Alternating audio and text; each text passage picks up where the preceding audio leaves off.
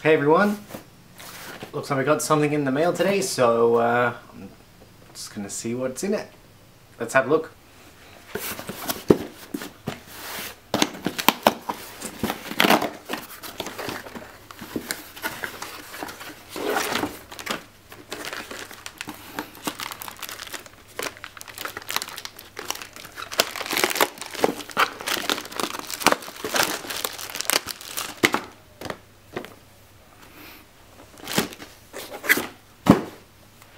Alright, cool. It's Star Trek Beyond on Blu-ray. This is a lot lighter than I was thinking it was going to be. When I got the Amazon box, I was like, what the heck have I ordered? So yeah, I was expecting it to be a little bit more hefty than this. It's supposed to have the Blu-ray in it, and should also come with a model of the USS Franklin. Which I was expecting would have had a bit of weight to it, obviously, or it's probably just made of plastic, so that's probably it.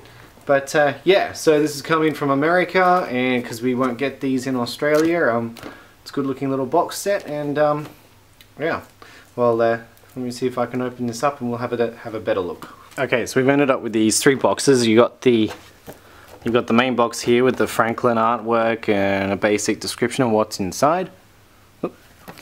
The actual Blu-ray is here, nice and shiny,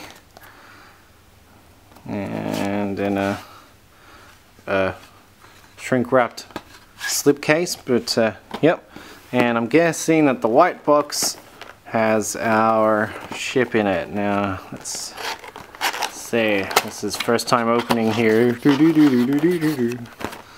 and there we go, look at that. It's a lot more grey than I was expecting.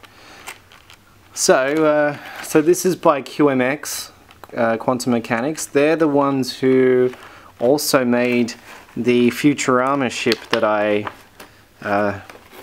unboxed a couple of vlogs ago. It's the same sort of design. You can see the stand is very similar. And let's see if I can get this open. There's a little bit of tape getting in the way here. Should have brought a knife.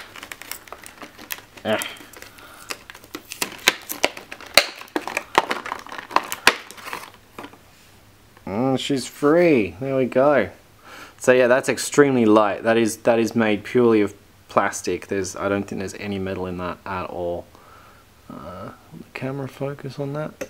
Doesn't seem to be. Let's see if we can get that. How's that? That's a bit better.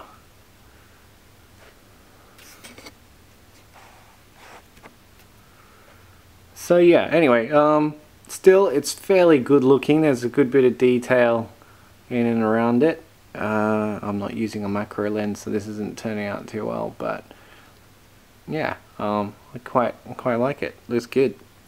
And just like the Futurama ship, we've got the little magnet in the bottom there that the stand attaches to. So, yeah, very nice.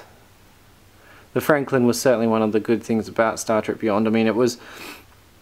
you only need to watch my half-an-hour spiel about it. Star Trek Beyond was quite a good film in any case. But yeah, the Franklin was quite a cool little ship. So there it is. So I'll probably try and find a home for it, and yeah, we'll go from there. Okay, so I'm pretty happy with that.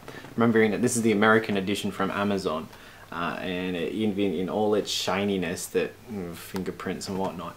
But this, the discs all played in our Blu-ray player over here in Australia, and so that's a bonus. Yeah, and so this includes the standard Blu-ray, the 4K Blu-ray, which I don't have a player or a TV to appreciate, and the 3D Blu-ray, as well as a digital download. So doing pretty good with this one, and of course get the Franklin model as well. So if you want Star Trek Beyond in a snazzy box, that's probably going to be pretty fat on your shelf, but oh yeah, there's Jayla. So if you want it in this box with a nice shiny slipcase, and a model of the Starship Franklin, and you're in Australia, or maybe even if you're around the world, it'll play. So get onto Amazon.com and get it. I think this is a great set. The local set, there is a local version which is just, for Australia at least, it's just the standard Blu-ray, no 3D. And it comes with the 3 tiny ships. You get a small version of the Franklin, which I think is no bigger than the saucer section here that I'm holding up. You get an Enterprise and you get a Swarm ship. But hey, I'm happy with this one. This is cool. Very happy. So anyway, that's that for this unboxing. Thanks for watching, and I am expecting something else in the mail. So maybe that'll come in the next week and we'll do another one then. Also wanted to thank everyone who commented on my last video, my last vlog that is. Not everyone commented on YouTube, but just a few slight corrections about my, and a few points that I forgot to raise about the new Qantas livery.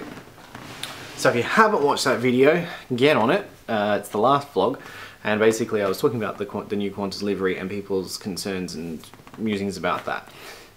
What I forgot was when I mentioned about Australian Airlines not having the underbelly advertising. I forgot that Jetstar have been doing that since day one, and to add to that, V Australia had their V logo underneath their 777s before they were rebranded Virgin Australia. So kind of, it has happened in Australia before, but this is probably the first major airline where it's going to become global, as Qantas has ports in Asia, Europe, and, well, London and America, of course. So Qantas underbellies will be getting everywhere.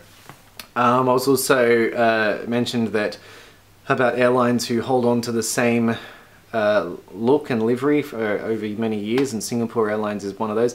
Look, there's plenty out there. I wasn't making an exhaustive list. I mentioned American Airlines up until their recent rebrand, but certainly Air France hasn't changed in quite some time. What I was just really getting at was the fact that Qantas's evolution, the Kangaroo, is constantly evolving and changing, and we just don't want it to end up at a point where the Kangaroo no longer looks like a kangaroo. It's an example of that. Look at British Airways with their Speedbird. From their BOAC days, they had the Speedbird. They carried that through to their rebrand in the 70s to British Airways. The Speedbird remained on the front of the tail of the aircraft. Then in the 80s, the livery, probably the best version of the British Airways livery, changed. And the Speedbird remained in the form of a very stylized red arrow kind of look, until we get to now with the 2000 and beyond livery, and the Speedbird is now basically a red and blue ribbon, which is more reflective of the British flag, the Union flag, rather than a Speedbird. So that's where just stylizing just goes maybe too far. You know, and don't get me wrong, British Airways probably is a good airline, but yeah, just their identity has been watered down through all the evolution. So that's all I was getting out there. But yeah, so thanks everyone who did comment. I mean, I share my videos on my Facebook and stuff like that, so to my friends who appear to be my main audience, thanks for that.